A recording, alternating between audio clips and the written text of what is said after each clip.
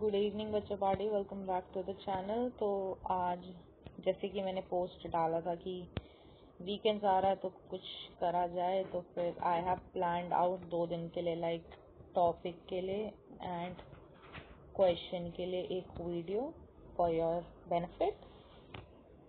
Okay, and बाकी आज हम पढ़ने वाले important topics as per of your CUT perspective. जो इम्पोर्टेंट टॉपिक्स हैं यूनिट वाइज हैं, ठीक है। फिर मेरे को कमेंट आते हैं आपको टेंशन होती है, आपको स्ट्रेस होता है कि कैसे पता चले कौन सी यूनिट में है ये टॉपिक, तो इसलिए मैंने यूनिट वाइज ही बनाया है। तो जी चलें फिर स्टार्ट करें वीडियो को। सो यस, फर्स्ट यूनिट में आपके जो इम्पोर्टेंट टॉपिक्स हैं, let me check out pen कौन सा ज़्यादा अच्छा मतलब विजिबल रहेगा आपको। I guess orange and green, right? Yes.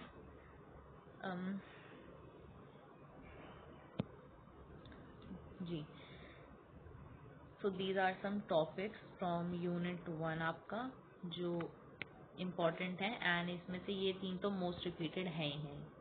मतलब इम्पोर्टेंट तो ओवरऑल ये सब है, बट जो मेजरली रिपीट होते हैं वो ये 3 हैं, ठीक। तो फिर अब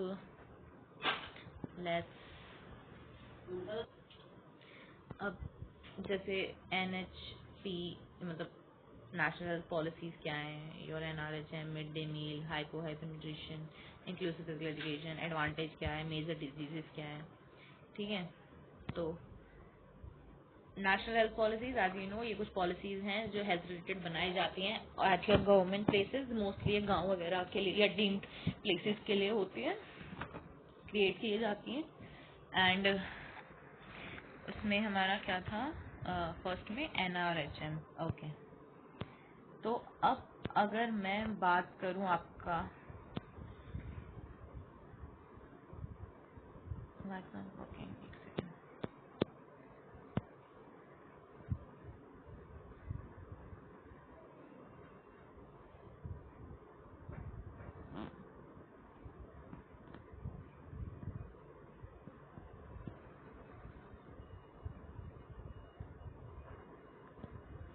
NRHM के बारे में बात करूं तो NRHM is your national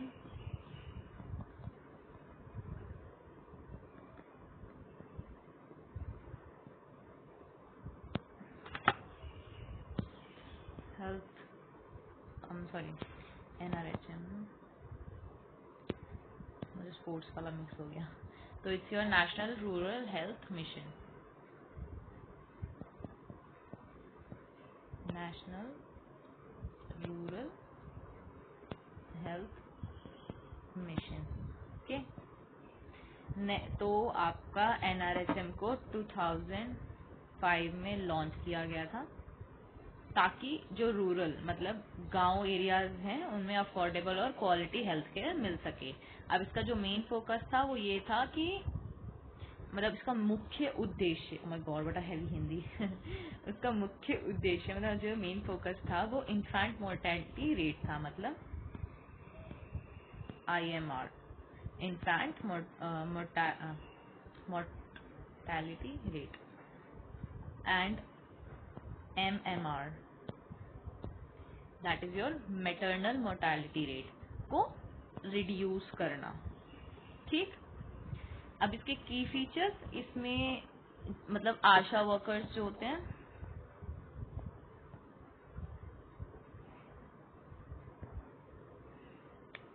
Asha workers को ट्रेन किया जाता है और प्राइमरी हेल्थ सेंटर्स को मजबूत बनाया जाता है। अब इसकी जो इंटीग्रेटेड अप्रोच थी वो ये थी कि ये सिर्फ तुम्हारा मतलब इलाज नहीं बल्कि तुम्हें साफ पानी, सैनिटेशन, न्यूट्रिशन पर भी ध्यान देता है। तो ये NRHM था आपका। आप I hope it's quite clear. या अब मैं बात करूँ आपकी नेक्स्ट टॉपिक की, तो नेक्स्ट टॉपिक आपका क्या था? मिड डे मील प्रोग्राम, फिर हाइपो हाइपरटेंशन। या मिड डे मील प्रोग्राम, तो आपका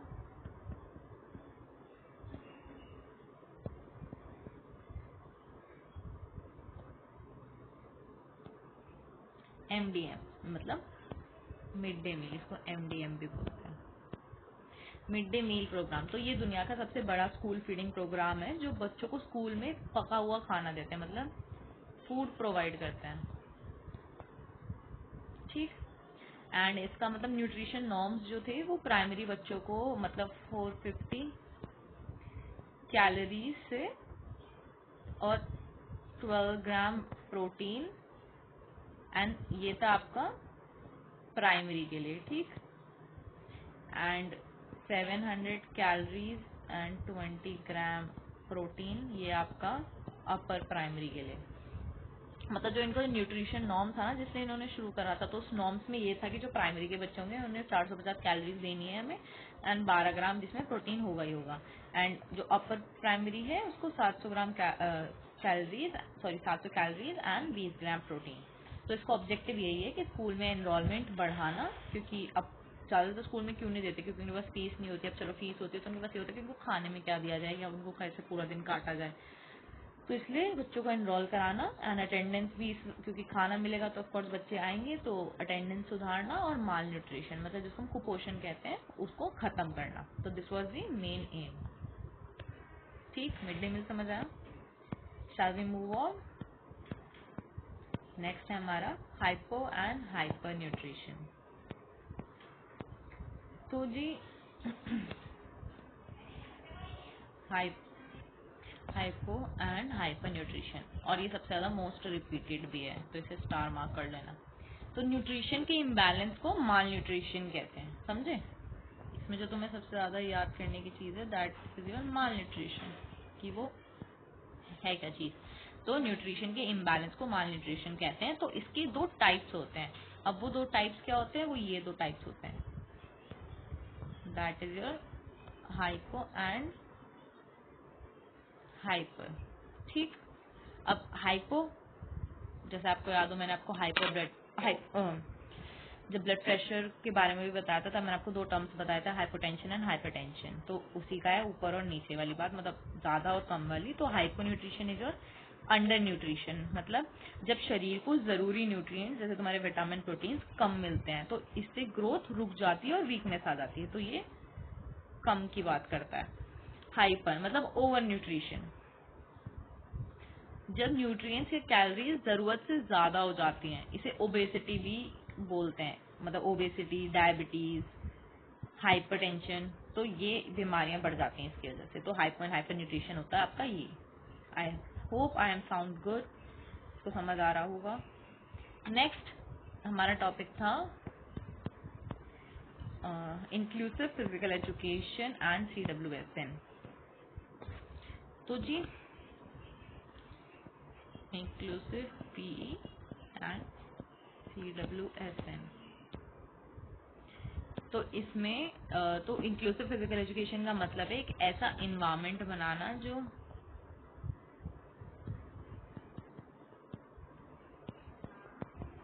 स्पेशल नीड्स, हाँ जी, तो मतलब है कि एक ऐसा इन्वायरमेंट बनाना जहाँ डिसेबल्ड बच्चे और नॉर्मल बच्चे साथ में खेलें और सीखें।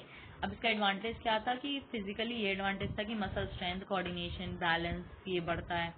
साइकोलॉजिकल ये था कि सेल्फ कॉन्फिडेंस बढ़ता है और स्ट्रेस एंजाइटी कम होती है। सोशल फैक्टर ये था कि दूसरे बच्चों के साथ इंटरेक्शन बढ़ता है और मतलब जो लोनलीनेस होती है इन बच्चों में वो कम हो जाती है। तो ये था कि इनको भी नॉर्मल बच्चों के साथ एंगेज करना चीज़ों में। ठीक, नेक्स्ट पे चलें। तो नेक्स्ट है था हमारा टॉपिक, लास्ट होगा जहाँ तक ये नहीं, मेजर डिजीजेस वाला टॉपिक था। ओके चलो, तो इसी चीज़ में आपको ये वाला टॉपिक भी बता दूंगी मैं, मतलब मेजर डिजीजेस में ही ये वाला टॉपिक भी। तो कम्युनिकेबल एंड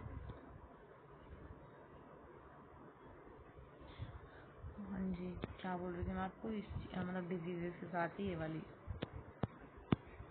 तो अब कम्युनिकेबल और नॉन कम्युनिकेबल डिजीजेस की बात करूं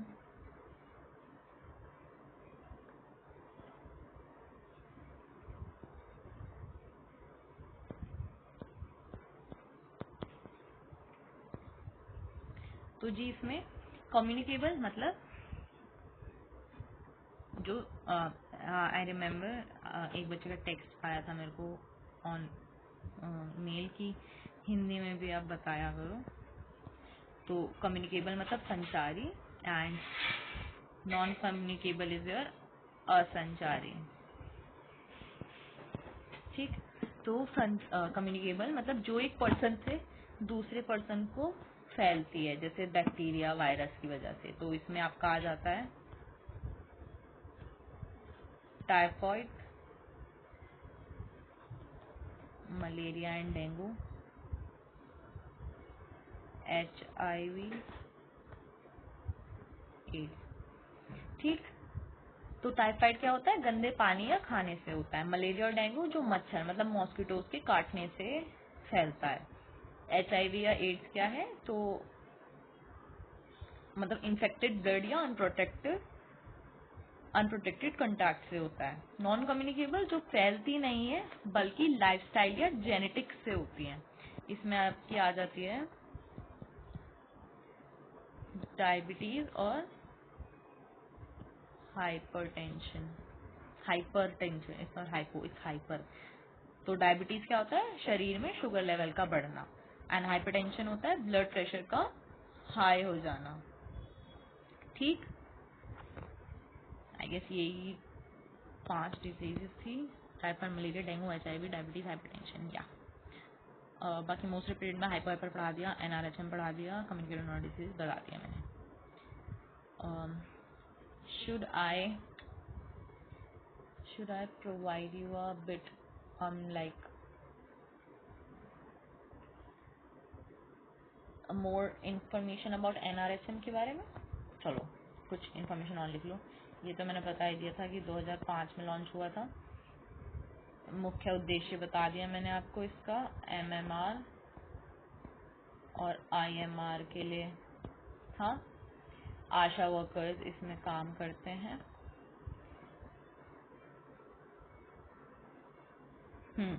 अब इसका डिसेंट्रलाइजेशन बता देती हूँ, मतलब हेल्थ प्लानिंग को डिस्ट्रिक्ट और विलेज लेवल पर मैनेज करना किसका काम होता है, it's your PRI, that is your panchayat Raj institution.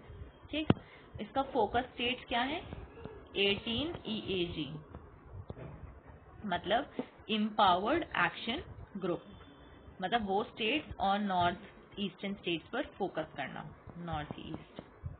ठीक, इसका इंटीग्रेशन क्या हुआ था, मैंने बताया था, जैसे न्यूट्रिशन, सैनिटेशन, हाइजीन। ठीक है, एंड अगर इसका प्रेजेंट स्टेटस बताऊं अभी, तो नेशनल हेल्थ मिशन इसको बोल दिया गया है। इट्स NRHM से ये अब NHM हो चुका है, नेशनल हेल्थ मिशन मतलब का हिस्सा है, जिसमें तुम्हारा नेशनल अर्बन हेल्थ मिशन भी जुड़ चुका है। ठीक, मिड डे मील हो गया, हाइपर बता दिया मैंने। थोड़ा और इसमें मैं आपको एक चीज़ बता देती हूँ, कम्युनिकेबल नॉन कम्युनिकेबल तो हो गया, चलो हाइपर में बोल रही हूँ।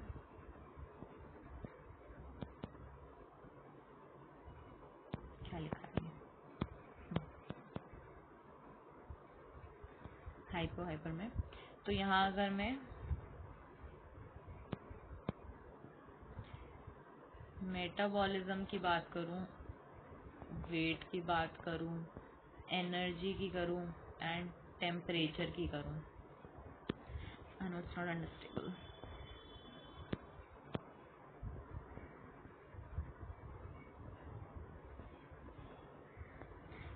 तो अगर मैं यहाँ पे इन सब चीज़ों की बात करके आपको बताऊँ हाइपो और हाइपर में,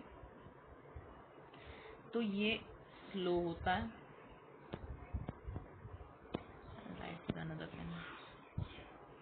स्लो, फास्ट, मतलब इसमें तो लॉस ही होता है एंड इसमें तुम गेन करते हो।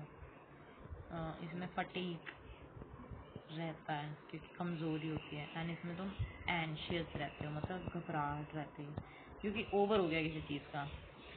इसमें तुम्हें कोल्ड लगता है, मतलब ठंडा लगता है, एंड इसमें तुम्हें बहुत हॉट वेदर लगता है। तो ये एक basic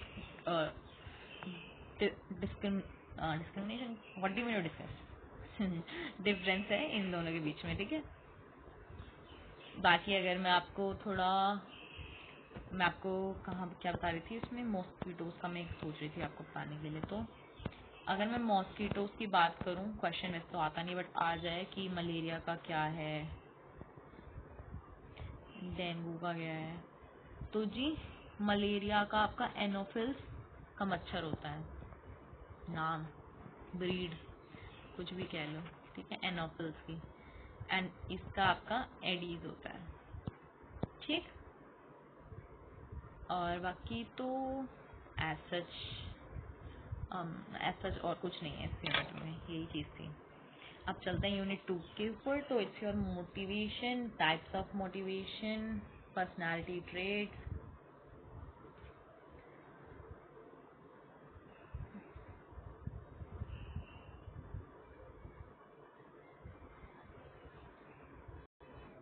okay, now let's move on to your unit 2, that is your psychology and sociological aspect. तो इसमें जो टॉपिक्स हैं and most reported are these one. तो यहाँ पहले आपका मोटिवेशन है। मोटिवेशन की बात करूँ तो मोटिवेशन, ओके, मोटिवेशन की बात करूँ तो ये एक टाइप का आपका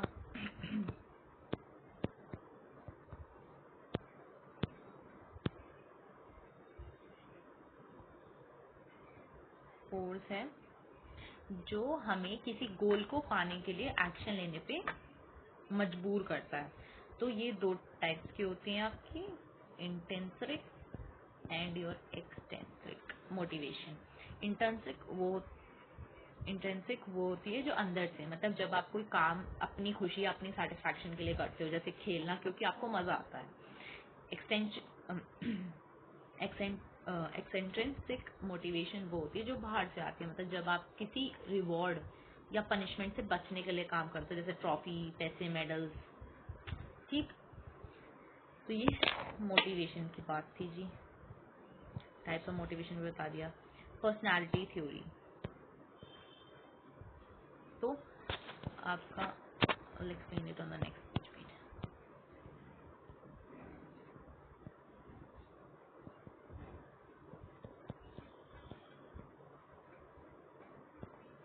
पर्सनालिटी थ्योरीज, जैसे आपका फर्स्ट हम बात करेंगे जंग की classification, then is your Sheldon, then is your big five theory. तो ये आपकी 3 टाइप्स ऑफ पर्सनालिटी थ्योरी है। आई विल नॉट राइट, आप वर्बली सुनो and just note it down. तो जंक्स की क्लासिफिकेशन में बात करूं तो ये कार्ल जंग से पर्सनालिटी, मतलब कार्ल जंग ने बनाई थी, जिसमें ये बताता है कि 3 टाइप की पर्सनालिटीज होती हैं। It's your introvert, extrovert and ambivert. Your introvert, ambivert and extrovert, ये ज़्यादा इजी रहेगा आपको याद करना, ठीक। तो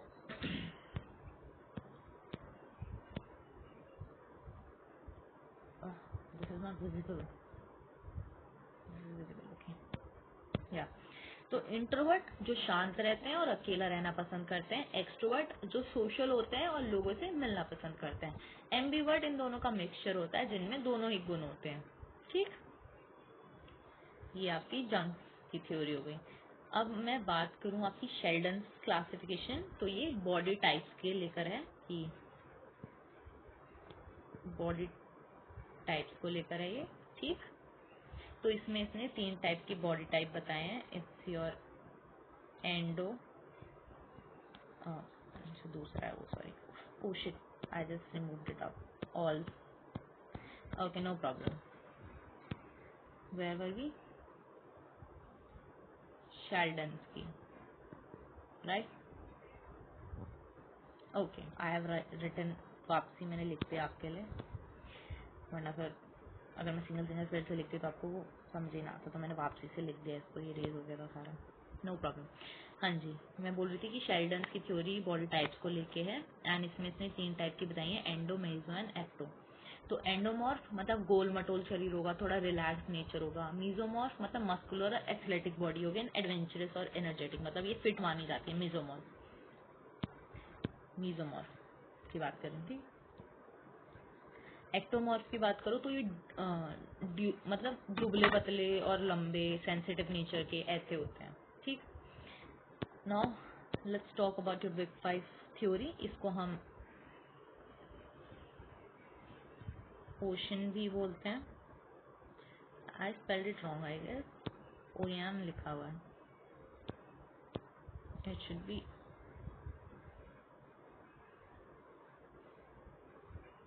OCEA। अच्छा, आई हैव रिटन ई 2 बार, इसलिए वो ऐसे आ रहा है।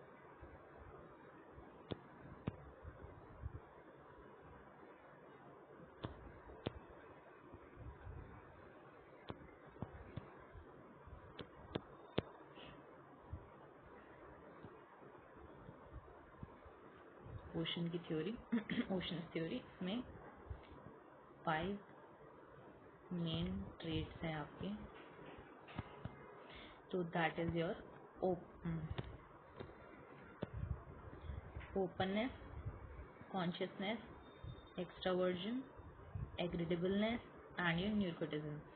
तो ओपननेस मतलब नई चीज़ें ट्राई करना, कॉन्शियसनेस मतलब डिसिप्लिन रहने वाला, एक्सट्रोवर्जन मतलब मतलब सोशल मिलना जुलना रहना, एग्रीडेबलनेस मतलब हेल्पफुल और कोऑपरेटिव होना, न्यूरोटिज्म होता है इमोशनली स्टेबिलिटी या स्ट्रेस लेवल वाली ट्रेड, ठीक। तो ये आपके पर्सनालिटी ट्रेड्स, ठीक। I hope you understood. Next चलते हैं, अब हम नेक्स्ट टॉपिक क्या है आपका, शेल्डन डिफाइन हो गया, एंजाइटी एंड एग्रेशन। तो now if I talk about your what's in writing, anxiety and aggression। तो एंजाइटी मतलब ये कंपटीशन से पहले होने वाली नर्वसनेस है, विच इज गुड। तो मतलब या इसको तुम टेंशन बोल सकते हो, ठीक।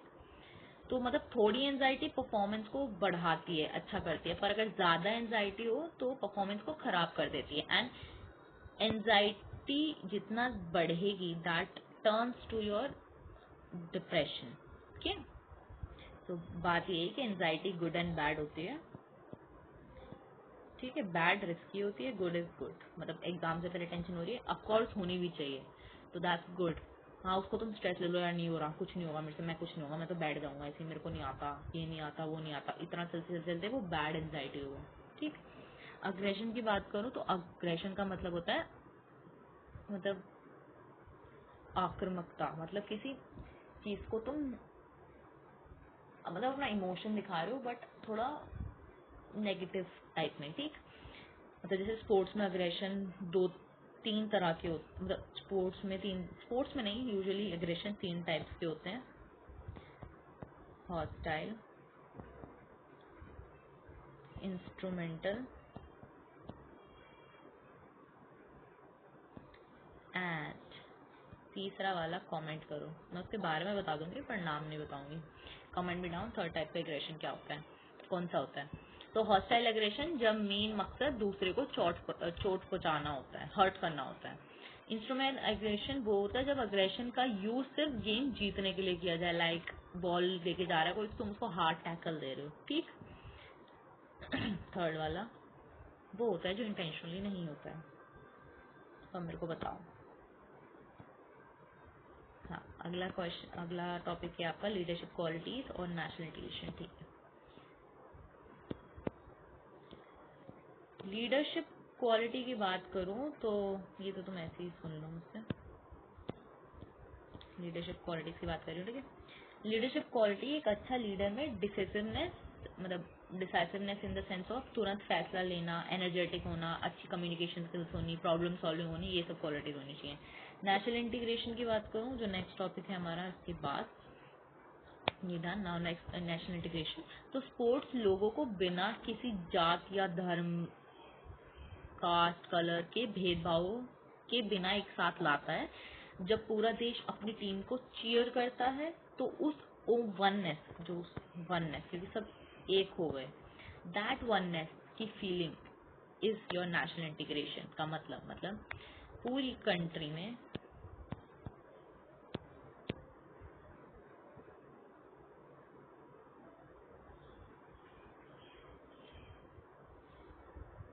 कंट्री में यूनिटी लाना।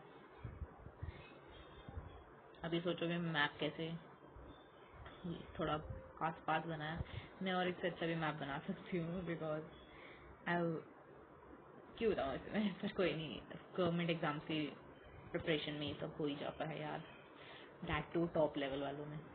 ओके इसके बाद बस यही चीज़ टॉपिक से आई गेस है ना। हाँ नेक्स्ट यूनिट 3 पे चलते हैं। Sorry, so unit 3 is your theoretical aspects of games and sports। तो these are the things and ये repeated वाली चीज़ है। चलो अब बात करें आपकी इसमें, तो I would say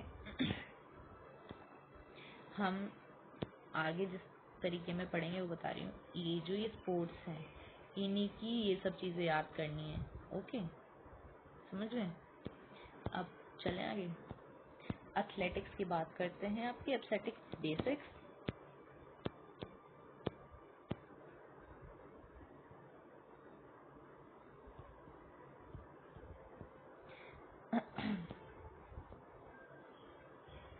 then basketball. Okay athletics की बात करूं तो एथलेटिक्स को हम, हाँ ये चीज़ भी याद रखना, ठीक है, ये आता है mother of all sports. Mother of all sports athletics है, जिसमें ट्रैक और फील्ड इवेंट्स होते हैं।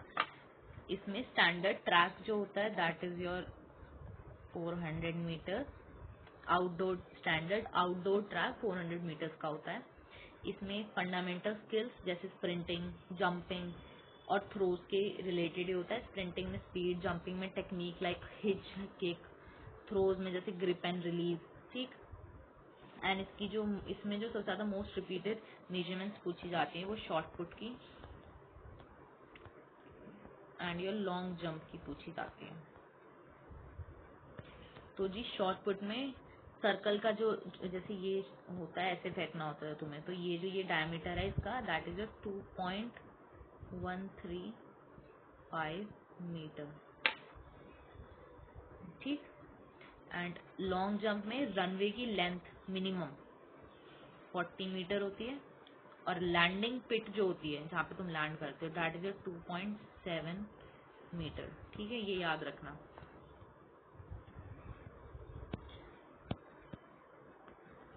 ठीक, बास्केटबॉल की बात करूँ तो बास्केटबॉल एक फास्ट पेस गेम है जिससे 5 एक्टिव प्लेयर्स, मतलब टोटल 12 होते हैं, टोटल इज 12, प्लेइंग इज 5 होते हैं, साथ खेलते हैं। मेजरमेंट, कोर्ट की मेजरमेंट्स क्या होती है, it's 28 meter into 15 meter length and width. And जो रिंग होता है जिसमें बास्केट करनी होती है उसकी हाइट, उस पोल की हाइट जो होती है दैट इज 3.05 मीटर। फीट में बात करूं तो 10 फीट, ठीक। तो फंडामेंटल स्किल्स ये हैं कि ड्रिबलिंग, पासिंग, शूटिंग, रिबाउंडिंग, ठीक। Next is volleyball, football,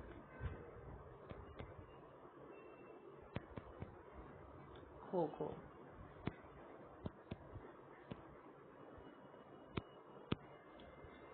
volleyball की बात करूँ तो वॉलीबॉल में 6 प्लेयर्स होते हैं, मतलब एक टीम होती है, टीम में मेजरमेंट इसका होता है 18 मीटर इंटू 9 मीटर।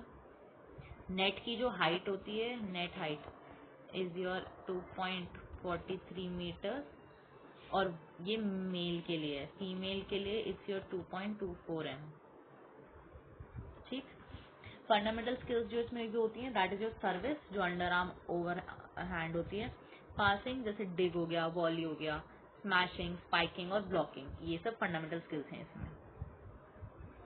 फुटबॉल में बात करो तो फुटबॉल दुनिया का सबसे मोस्ट पॉपुलर गेम है, जिसमें 11 प्लेयर्स होते हैं।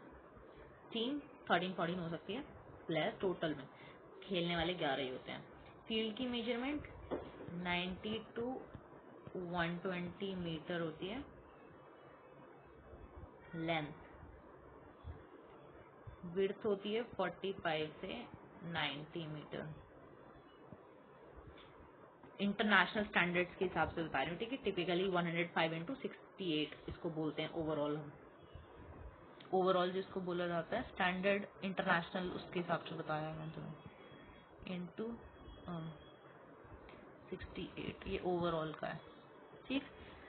गोल पोस्ट की जो हाइट होती है दैट इज 7.32 मीटर, जिसमें 24 फीट विड्थ होती है जिसमें। ठीक। And height is your 2.44। ठीक। ये विड्थ है एंड ये हाइट है।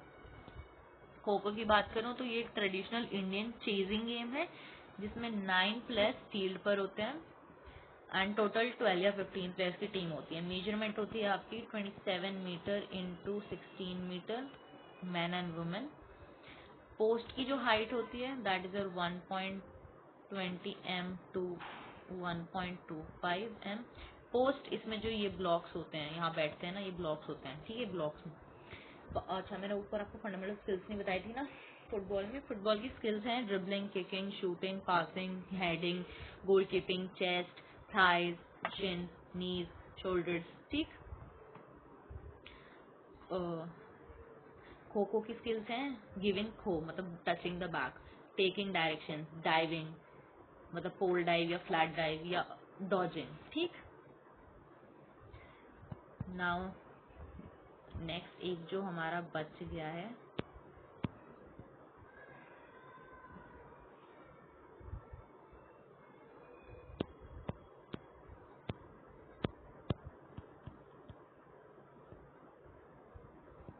कबड्डी।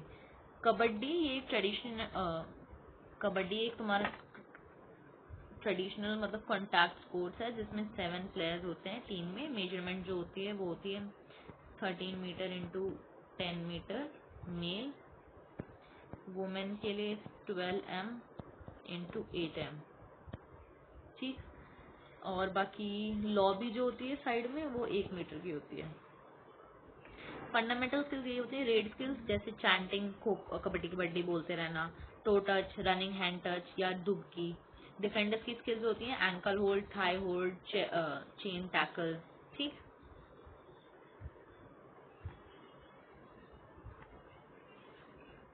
या ये इस यूनिट में। अब चलते हैं यूनिट 4 पे। Unit 4 is yoga. तो यूनिट 4 आपका योगा है। These are the stuff. And चलो बात करें सूर्य नमस्कार की। तो सूर्य नमस्कार की बात करूँ तो इसमें ये 12 आसन का सीक्वेंस है, जो पूरे शरीर को वार्म अप करता है। स्टेप्स होते हैं, मतलब शुरुआत में प्राणायामासन मतलब प्रेयर पोज, फिर हस्त उत्तासन मतलब raised arms, Hasta Padasana hand to foot, then Ashwa Sanchalanasana that is equestrian, Parvatasana mountain pose, Ashtanga Namaskar, फिर भुजंगासन जिसको हम कोबरा पोज कहते हैं। ऐसे स्टेप्स इंक्लूड होते हैं and back to repeat. Benefit क्या होता है? ब्लड सर्कुलेशन बढ़ता है, मसल्स और जॉइंट की फ्लेक्सिबिलिटी बढ़ती है, वेट लॉस में मदद करता है। त्रिकोण आसन की बात करूं तो इसको हम ट्राइंगल पोज भी बोलते हैं, ट्राइंगल पोज। एंड स्टेप्स, दोनों पैरों को दूर रखें, एक फुट को 90 डिग्री पर मोड़ें, दोनों हाथ साइड में फैलाएं और एक तरफ झुककर अपने एंकल को जमीन से टच करने का ट्राई करें दूसरे हाथ को ऊपर रखें। तो इसके बेनिफिट्स होते हैं स्पाइन और लेग्स की फ्लेक्सिबिलिटी बढ़ाना, डाइजेशन इंप्रूव करना, बॉडी पोस्चर सही होता है इससे, एंड जिसको स्कॉलिसिस होता है इससे सही हो सकता है। भुजंगासन, इसको हम कोबरा पोज भी कहते हैं। तो पेट की तरफ लेट जाओ, अपने पाम्स को शोल्डर्स के नीचे रखो, इनहेल करते हुए अपने हैंड्स को मतलब अपने अपर बॉडी को चेस्ट के ऊपर मतलब अपनी चेस्ट को उठाओ। बेनिफिट्स ये होते हैं कि स्पाइन को फ्लेक्सिबल बनाता है, बैक पेन में राहत तुमको रिलीफ देता है, एंड अब्डोमिनल ऑर्गन्स को एक काइंड ऑफ मसाज करता है। ठीक, नेक्स्ट हमारे पास जो 2 बच गए हैं दैट इज योर भुजंग, तो मैंने बता ही दिया ना, सॉरी।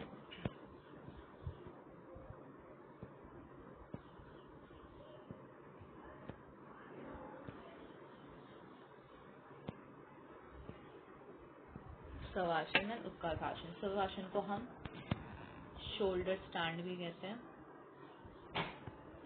शोल्डर स्टैंड, एंड इसको हम चेयर पोज कहते हैं। इंग्लिश नेम से याद रखोगे ना तो ये याद रहेगा कि ये पोस्चर बनते कैसे हैं। स्टेप्स इसका ये होता है कि पेट की तरफ से लेट जाओ, दोनों पैर 90 डिग्री। इसमें तुम्हारे में सर्वासन है, सवांगासन है शायद, सर्वांगासन, मैं सर्वासन बता रही थी तुम्हें, सॉरी।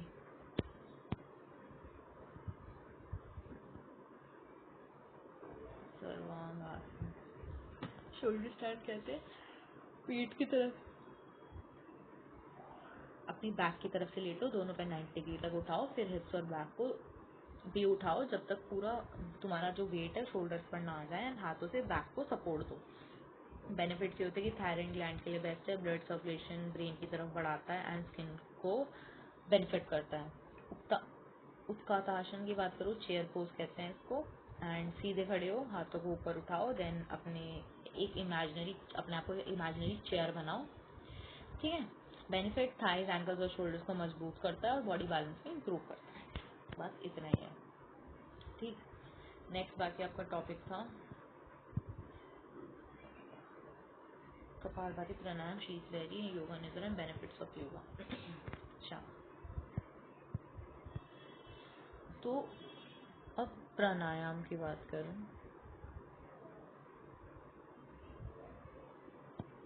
तो जी उसमें आपका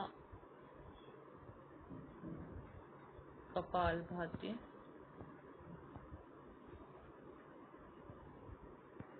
भ्रामरी, शीतली,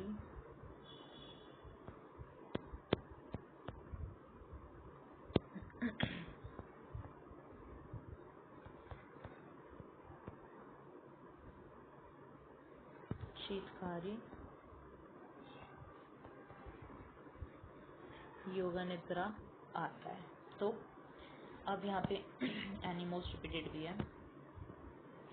कपालभाति प्राणायाम की बात करूँ तो सुखासन या पद्मासन में बैठो, देन इनहेल नॉर्मल करो, एक्सहेल फोर्सफुली करें ताकि अपने पेट के मसल्स को तुम खींच सको। इनहेलेशन पैसिव होनी चाहिए, मतलब अपने आप होनी चाहिए, ऐसा नहीं कि जो नेचुरली चल रही है। ठीक, ये रिपीट वाला है। बेनिफिट्स ये होती है कि पेट की बेली फैट को कम करता है, लंग्स मजबूत करता है, टॉक्सिन्स निकालता है, चेहरे पर ग्लो लाता है। ब्रह्मारी प्राणायाम की बात करूँ तो इसको हम बी ब्रीथ भी कहते हैं। मधुमक्खी सुनी कैसे आवाज करती है, वही होता है। ठीक, स्ट्रेस, एंजाइटी और गुस्से को कम करती है, तुरंत मदद करती है। शीतली या शीतकारी की बात करूं तो इसको हम कूलिंग ब्रीथ कहते हैं। मतलब अपनी टंग को रोल कर सांस अंदर लो, शीतली में अपनी टंग को रोल करके सांस अंदर लो, लाइक दिस। ठीक, मतलब हवा अंदर जानी चाहिए। शीतकारी में अपने दांत को बंद करके हीजिंग साउंड के साथ सांस अंदर लो, मतलब जैसे बोलते हैं ना खिड़की से हवा जा रही है, वो चीज करो। ठीक, योगा निद्रा की बात करूँ तो हम इसको योगिक स्लीप भी कहते हैं। मतलब शवासन पोज में लेट के अपने आप को रिलैक्स करो, गहरी रिलैक्सेशन में चले जाओ। ठीक, एंड जिसको इंसोमेनिया है इससे ठीक हो जाता है, मेंटल पीस भी रहती है। ठीक ठीक, ये लास्ट यूनिट है। इसके बाद हमारे पास कितनी बची है? I guess we have 9 units right. तो 6 7 8 9 4 यूनिट्स और बचेंगे ना, इसको कंप्लीट कर लेते हैं फिर, या ओवरऑल एक कंप्लीट कर लें, एक कंप्लीट कर लेते हैं पार्ट से। अच्छा ठीक है, मैं सोच रही थी पार्ट्स बना दूँ बट ठीक है, आज ही खत्म कर लेते हैं एक साथ। यूनिट 5 की बात करूँ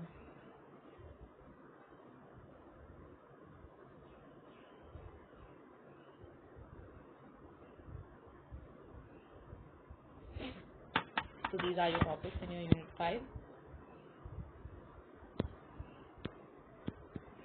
ठीक, लीडरशिप क्वालिटीज पीछे भी था, वही है कि डिसिसिवनेस होना चाहिए, सेल्फ कॉन्फिडेंस होना चाहिए, टीम वर्क एंड कोऑपरेशन होनी चाहिए, प्रॉब्लम सॉल्विंग होना चाहिए, पेशेंस एंड डिसिप्लिन होना चाहिए। ठीक, बाकी बेनिफिट्स ऑफ कैंपिंग की बात करूँ तो कैंपिंग से तुम्हारी ढेर सारी मेंटल और फिजिकल फायदे होते हैं। लाइक स्ट्रेस कैंपिंग होता है, कहीं बाहर जाके तुम अपना ही सेटअप कर रहे हो हर चीज़ का। ठीक है, stress relief, self reliance, physical fitness, appreciation of the nature, because तुम नेचर को बहुत करीब से देखते हो, respect nature what is giving you up, social bonding होती है।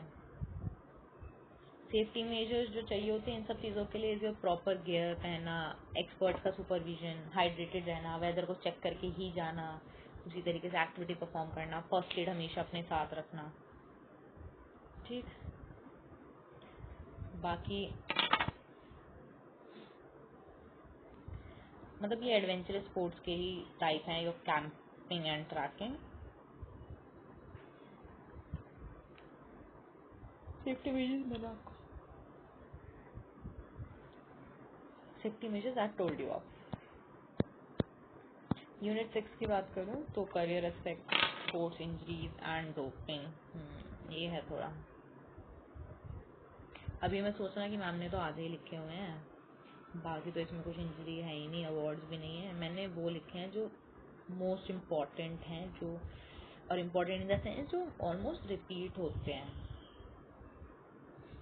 तो मतलब जो मुझे लगा ना कि हाँ ये तो यार बार बार आता देखा है मैंने और ये चीज़, तो उस हिसाब से मैंने ये आपके टॉपिक सारे लिखे हैं। बाकी इम्पोर्टेंट तो देखो सब है, पेपर सर पे है तो इम्पोर्टेंट सब है, बट लास्ट मिनट है तो अब लास्ट मिनट पे 1000 के 1000 पेजेस तो तुम पढ़ने नहीं बैठोगे, तो इसलिए कुछ टॉपिक जो तुम मैं ब्रीफ कर रही हूँ कुछ और इनको दिमाग में रख के जाना, बेनिफिट ही होगा। बाकी तो भाई तुम देख ही रहे हो वीडियोस, अपनी मेहनत भी कर ही रही हूँ। या national sports awards in India, तो the ministry of youth affairs and sports आपको ये सब अवार्ड्स देती है। एनुअली ये नेशनल स्पोर्ट्स डे पे दिया जाता है, that is on your August 29, national sports day. हाँ जी, एंड एक सेकेंड सॉरी, हाँ एनुअली देती है। बाकी मोर मेजर ध्यानचंद खेल रत्न अवार्ड की बात करो तो ये सबसे हाईएस्ट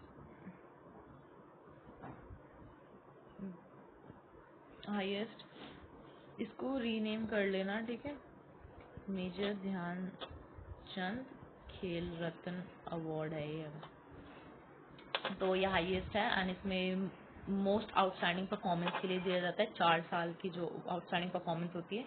इसमें कैश प्राइस तुम्हारा 25 लाख होता है। ठीक, एंड अर्जुन अवार्ड आपका सेकंड हाईएस्ट है, मतलब giving for the consistent good performance over 4 years, cash prize is 15 lakh. Dronacharya award आपका कोचेस के लिए होता है, मतलब उनको ऑनर में देने के लिए होता है, medal winners in the international events जो होते हैं, मतलब जिनके बच्चों ने इंटरनेशनल अवार्ड लिए होते हैं, विनिंग होती है तो उन कोचेस को दिया जाता है। एंड ये इसको हमने 1985 से सोचा था कि ये भी कुछ चीज़ देनी चाहिए। मक्का की बात करूं तो मक्का इज मौलाना, एक और अवार्ड है मक्का, that is Maulana Abdul Kalam Azad trophy. ये उनको दी जाती है जो टॉप परफॉर्मिंग यूनिवर्सिटी होती है इंटर यूनिवर्सिटी टूर्नामेंट्स के टाइम पे। ठीक, अब इंजरीज की बात करूं तो स्प्रेन एंड स्ट्रेन। स्प्रेन आपकी मैंने जैसे बताया लिगामेंट होती है, स्ट्रेन आपकी टेंडन या मसल की इंजरी होती है। स्प्रेन मतलब लिगामेंट जो बोन से बोन को जोड़ के रखता है, ये स्ट्रेच होने की वजह से टीयर हो जाता है। मोस्टली एंकल्स और रिस्ट में होता है। सिम्टम्स यही होते हैं कि स्वेलिंग हो जाती है, पेन होता है, ब्लू मार्क आ जाता है। स्ट्रेन आपका मसल या टेंडन इंजरी होती है, मतलब खिंचाव या टीयर से स्ट्रेन आ जाता है। ये कम है, ये इससे एक्सर्ट वर्जन है। ठीक है, सॉफ्ट टिश्यूज फट जाते हैं इसमें तुम्हारे, जैसे muscle spasm, pain, weakness. Fracture की बात करूँ तो फ्रैक्चर बोन इंजरी है and it's in your hard tissue injury. ये हड्डी का टूटना या ब्रेक होना फ्रैक्चर कहलाता है। टाइप्स होते हैं, बहुत सारे होते हैं, but mainly compound and green stick ज़्यादा पूछे जाते हैं। कंपाउंड मतलब स्किन बाहर आ जाती है, ग्रीन स्टिक मतलब हड्डी मुड़ी पर पूरी तरह टूटती नहीं है। ये ऑफनली ग्रीन स्टिक वाला तो चिल्ड्रन बच्चों में देखा जाता है। डिसलोकेशन भी हार्ट टिश्यू इंजरी है, ये जॉइंट इंजरी है। जब जॉइंट में हड्डी अपनी जगह से हट जाती है, डिस्प्लेस हो जाती है, अपनी जगह छोड़ देती है, तो उसे हम डिसलोकेशन कहते हैं। ये यूजुअली शोल्डर्स में कॉमन होती है। इनका ट्रीटमेंट क्या होता है? All of this injury have a treatment, that is your rice method, rest ice compression and elevate. अब ये और एक्सपर्ट वर्जन हो गया, that is your price protect, and बाकी तो सेम वही है, रेस्ट आइस कंप्रेशन एलिवेशन। ठीक। ड्रग्स एंड डोपिंग की बात करूं तो डोपिंग का मतलब है बैन ड्रग्स यूज करना टू इंक्रीज योर परफॉर्मेंस, मतलब ऐसे सब्सटेंस, ऐसे स्टिमुलेंस जो आपकी परफॉर्मेंस को इनहांस करे by an external factor. Types होते हैं इसमें, जैसे stimulants, anabolic steroids, blood doping. Stimulants वो होते हैं जो हार्ट रेट बढ़ाते हैं, जैसे अलर्टनेस के लिए, इसका एग्जांपल है आपका कोकेन। एनाबॉलिक स्टीरॉइड्स की बात करूँ तो ये मसल मास और स्ट्रेंथ बढ़ाने के लिए होते हैं। ब्लड डोपिंग की बात करूँ तो ऑक्सीजन कैरी कैपेसिटी बढ़ाने के लिए ब्लड इंजेक्ट करा जाता है, एक्स्ट्रा ब्लड, WBCs दिए जाते हैं, RBCs दिए जाते हैं, WBCs बढ़ते से। साइड इफेक्ट्स इसके क्या होते हैं? Heart attack, anxiety, insomnia, infertility, aggression and sometime if more than it's death, nothing else. Obesity management की बात करूँ तो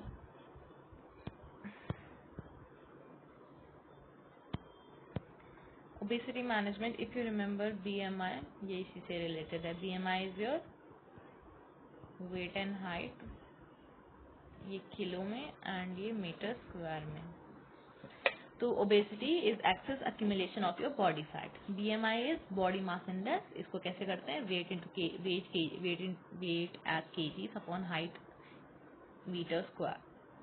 तो मैनेजमेंट, डाइट, एक्सरसाइज एंड आसन। डाइट लो कैलोरी खाओ, हाई फाइबर खाओ। एक्सरसाइज कार्डियो, रनिंग, स्विमिंग वगैरह जैसी चीजें करो। आसन जो यूज होते हैं त्रिकोण, अर्धमध्य केंद्र, वक्रासन। ठीक। बाकी लास्ट हमारा है career opportunities in physical education. तो टीचिंग है, कोचिंग है, फिटनेस है, हेल्थ मैनेजमेंट है, बाकी ऑर्गेनाइजिंग मैनेजमेंट चीजें भी हैं। ठीक, we done with this unit. बस ये चीज दिमाग में याद रखना, स्प्रेन और स्ट्रेन। अभी आई वॉज समवेयर, कहीं पे, वहाँ पे कुछ बाय वन हमने कुछ चल रहा था, वहाँ पे एक दोस्त अपने दोस्त को पढ़ा रहा था, मतलब खुद तो गलत ही पढ़ा हुआ, दूसरे को भी गलत पढ़ा था। स्ट्रेन को टेंडन की इंजरी और स्ट्रेन को लिगामेंट की इंजरी बता रहा था। तो तुम याद रखना, just differences P and T। T is your tendon and यहाँ लिगामेंट, बस इतना याद रखना। यूनिट 7 की बात करूँ, that is skill related physical fitness. आपकी स्किल्स के ऊपर ये क्वेश्चंस हैं, मतलब रिलेटेड थिंग्स हैं।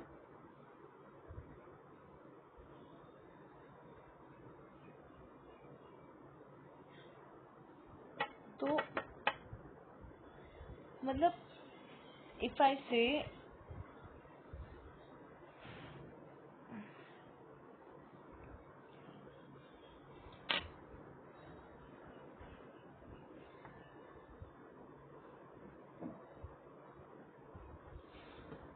टाइप्स ऑफ एक्सरसाइज की बात करूं पहले मैं, तो isometric, isotonic and isokinetic, these are your types of exercise, these are your training method, these are your components. नहीं, PNF स्ट्रेचिंग अलग है, ये इसमें नहीं है, सॉरी, ये दोनों है। PNF स्ट्रेचिंग का ही अलग पार्ट, टाइप्स ऑफ स्ट्रेचिंग हो गई। तो टाइप्स ऑफ एक्सरसाइज की बात करूँ, ये मोस्ट रिपीटेड वन है। तो आइसोमेट्रिक एक्सरसाइज जिसमें मसल्स की लेंथ नहीं बढ़ती और कोई विजिबल मूवमेंट नहीं होती, लाइक प्लैंक होल्ड करना या बॉल को पुश करना। आइसोटोनिक एक्सरसाइज, इसमें मसल स्ट्रेच और कंट्रैक्ट होती है, मतलब लेंथ चेंज होती है और मूवमेंट साफ दिखाई देता है, जैसे biceps curl, squats, jumping jacks. ठीक। आइसोकाइनेटिक एक्सरसाइजेज ये स्पेशल मशीन्स पर होती हैं जहाँ स्पीड कांस्टेंट फिक्स रहती है एंड चाहे आप कितनी भी ताकत लगाओ, मशीन जितना करा रही है तुम उतना ही कर सकते हो, उससे फालतू इससे कम नहीं कर सकते। ठीक। ट्रेनिंग मेथड्स की बात करूँ तो इंटरवल और fartlek most of the repeated one है। सर्किट भी आता है बट नॉट इतना, उसमें बस स्टेजेस को लेके ही आता है। तो इंटरवल ट्रेनिंग, इसमें वर्क प्लस रेस्ट का फॉर्मूला चलता है, जैसे मतलब आप थोड़ी देर फास्ट भागते हो, फिर थोड़ा रेस्ट लेते हो, फिर दोबारा शुरू करते हो। फास्ट्रैक ट्रेनिंग मतलब इसका मतलब है स्पीड प्ले, इसमें कोई फिक्स्ड रूल नहीं होता, आप अपनी मर्जी से कभी तेज भागते हो, कभी स्लो वॉकिंग करते हो, कभी जॉग करते हो। ये नेचुरल रास्तों पे ज्यादा की जाती है ये वाली training and it's good hills या फॉरेस्ट एरिया में। फ्लेक्सिबिलिटी की कई टाइप्स होते हैं, तो उस मतलब फ्लेक्सिबिलिटी बढ़ाने के लिए कई टाइप्स ऑफ मेथड्स यूज होते हैं। स्ट्रेचिंग यूज होती है, ऑफकोर्स फ्लेक्सिबिलिटी स्ट्रेचिंग से बढ़ती है, तो स्ट्रेचिंग के कुछ टाइप्स होते हैं, उनमें से one of the type is your PNF stretching. PNF is your proprioceptive neuromuscular facilitation. ये फ्लेक्सिबिलिटी बढ़ाने की फास्टेस्ट तरीका है, इसमें मसल्स को पहले कॉन्ट्रैक्ट करते हैं फिर स्ट्रेच करते हैं, इसमें अक्सर एक पार्टनर की हेल्प चाहिए होती है तुम्हें। ठीक। फिटनेस कंपोनेंट्स में बात करूँ, strength, speed, ability, balance. Strength, किसी वेट या रेसिस्टेंस के खिलाफ फोर्स लगाने की एबिलिटी। स्पीड मतलब किसी काम को कम से कम टाइम में फिनिश करने की एबिलिटी। एजिलिटी वो होती है जब स्पीड के साथ अपनी डायरेक्शन जल्दी से चेंज कर पाते हो आप।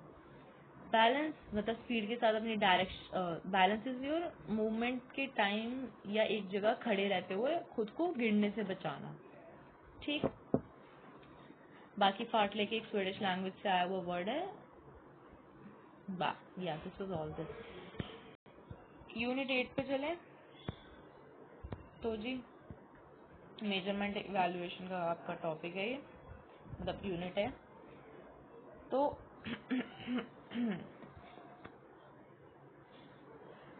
ये मतलब मोस्टली रिपीटेड जो टेस्ट मेजर्स हैं वो यही है कि स्टैंडिंग ब्रॉड जंप जो एक्सप्लोसिव लेग पावर को दिखाता है, बैकवर्ड मेडिकल बॉल थ्रो जो आपकी अपर बॉडी एक्सप्लोसिव स्ट्रेंथ या टोटल बॉडी पावर दिखाती है, स्प्रिंट का टेस्ट होता है जो आपकी स्पीड और एक्सेलरेशन दिखाता है, शटल रन जो मतलब आपकी एजिलिटी को और एबिलिटी चेंज डायरेक्शन करने के लिए वो देखता है, सेमो एजिलिटी टेस्ट आपकी जनरली बॉडी एजिलिटी देखने के लिए होता है, स्पेसिफिकली ये एबिलिटी कैसे आप जितनी जल्दी फॉरवर्ड बैकवर्ड साइडवर्ड डायरेक्शन बदल सकते हो। फ्लेमिंगो बैलेंस टेस्ट आपका स्टैटिक बैलेंस देखने के लिए होता है, मतलब आपकी पेल्विक, लेग और ट्रंक मसल्स में कितना स्ट्रेंथ है।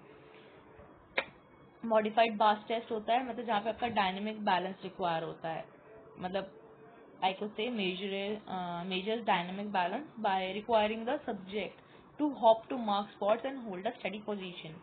Reclaims on a senior citizen fitness test आपका बूढ़े लोगों के लिए होता है. It's a battery test of some fixed test like 8-footer go up, chair stand test, 1 minute walk and rest. Used to measure your functional fitness of your older adults. Include इसमें आपकी strength, flexibility, aerobic and endurance ये सब include हो जाती है. सेमो और flamingo को अगर मैं बताऊं तो मेनली यही आपसे रिपीटली पूछते हैं। तो SEMO agility test is your South East Missouri test. ठीक, ये टेस्ट बॉडी की ओवरऑल एजिलिटी मेजर करने के लिए होता है। इसमें आपको सिर्फ आगे नहीं मतलब साइड और पीछे भी भागना, जल्दी मूव करना होता है। फ्लेमिंगो में जैसे मैंने बोला कि एक स्टैटिक जगह पे आपको बैलेंस बना के रखना होता है, आपको फिर कुछ मेजरिंग इक्विपमेंट्स भी दिया जाता है।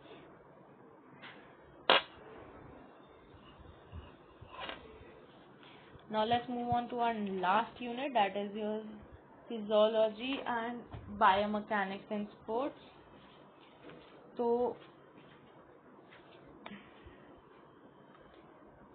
फिजियोलॉजी एंड बायोमैकेनिक्स, तो इसमें न्यूटन की लॉ के बारे में बात करूं तो फर्स्ट लॉ है आपका लॉ ऑफ इनर्शिया, सेकंड है एक्सेलरेशन, थर्ड है एक्शन एंड रिएक्शन। फर्स्ट यही कि अगर कोई बॉडी रेस्ट पे है तो रेस्ट पे ही रहेगी जब तक कोई बाहरी फैक्टर उसको छेड़ ना दे। एक्सेलरेशन है मतलब force is equal to mass and acceleration, जितना ज्यादा फोर्स उतनी ज्यादा स्पीड। एक्शन रिएक्शन की बात करूँ तो हर एक्शन का इक्वल एंड अपोजिट रिएक्शन होता है। लीवर्स की बात करूँ स्पोर्ट्स में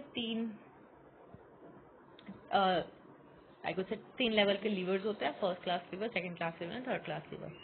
फर्स्ट क्लास लीवर को ज़्यादा पूछा जाता है बिकॉज इसमें फल्क्रम बीच में होता है एंड मतलब हमारा सर जब हम ऊपर नीचे देखते हैं एट लास्ट जॉइंट फ्लैक्ट्रम का काम करता है, जो हमारा बीच का हिस्सा होता है ना गर्दन का। मोस्ट रिपीटेड आपका इसमें फर्स्ट लीवर होता है, ठीक है, याद पढ़ना उसको। सेकंड क्लास लीवर इसमें लोड बीच में होता है, मेन जो याद करना होता है वो यही होता है कि इसमें आपका फैल्क्रम लोड ये सब चीज़ कहाँ है। तो फर्स्ट क्लास में फैल्क्रम बीच में होता है, सेकंड क्लास में लोड बीच में होता है एंड थर्ड क्लास में एफर्ट बीच में होता है, ठीक। बाकी इफेक्ट्स क्या होते हैं एक्सरसाइज के on your muscular cardio respiratory. तो मस्कुलर सिस्टम पे तो आपका हाइपरट्रॉफी मतलब मसल्स का साइज बढ़ जाता है, एफिशिएंसी बढ़ जाती है, पोस्चर अच्छा हो जाता है। कार्डियो रेस्पिरेटरी में आपका कार्डियक आउटपुट अच्छा हो जाता है, रेस्टिंग हार्ट रेट अच्छी हो जाती है, लंग कैपेसिटी बढ़ जाती है। फिजियोलॉजिकल फैक्टर की बात करूँ जो आपकी फिटनेस को देखते हैं, that is your muscle composition, मतलब रेड फाइबर्स एंड्योरेंस के लिए और वाइट फाइबर स्पीड के लिए होते हैं, तो वो चीज़ अच्छी हो जाती है। एक्सप्लोसिव स्ट्रेंथ बढ़ जाती है, एरोबिक कैपेसिटी बढ़ जाती है, मतलब बॉडी कितनी अच्छी तरह से तुम्हारा ऑक्सीजन यूज कर पा रही है, ठीक। तो yeah, this was all about this video. I hope you liked this video and understood important topics में क्या क्या यूनिट वाइज क्या क्या चीज़ important है। कल जो वीडियो आने वाली है that is your important questions, I could say unit wise, ठीक। आई ट्राई कि रिपीटेड वाले क्वेश्चंस मैं एक बार बता सकूँ यूनिट वाइज तो आपको। एंड या just to inform you, notes available हैं क्लास 11th के लिए अलग, क्लास 12th के लिए अलग, बीए प्रोग्राम के लिए अलग। BA programme in your PE, it's not about your all subjects, it's your PE. Notes are available in English language, मतलब हिंदी इंग्लिश का मिक्स नोट्स बने हुए हैं, शॉर्ट एंड स्टडी हैं, ज़्यादा बड़े नहीं है, सिर्फ मेन टॉप मतलब पूरा चैप्टर्स की एक्सप्लेनेशन है unit wise. And if you take per unit, मतलब अगर आपको यूनिट 1 ही लेनी है 11th की, देन इट्स योर 29। अगर आपको पूरा ही क्लास 11th का 10 अगर यूनिट है तो 10 की 10 लेनी है तो then it's your 149। Similarly for class 12 and BA programme, if अगर आपको ये तीनों, वैसे तीनों की जरूरत नहीं पड़ेगी because you never know, but I guess 11th and 12th एक साथ पढ़ते हो फिजिकल, तो ये दोनों साथ लोगे, then contact me, what will be the price, I surely do आपके हिसाब से, because I know your students and your parents will not allowed for the higher moneys, I तो तभी ये वाले अमाउंट रखा है। By the way leave it, या thank you, this was all about this video, take care.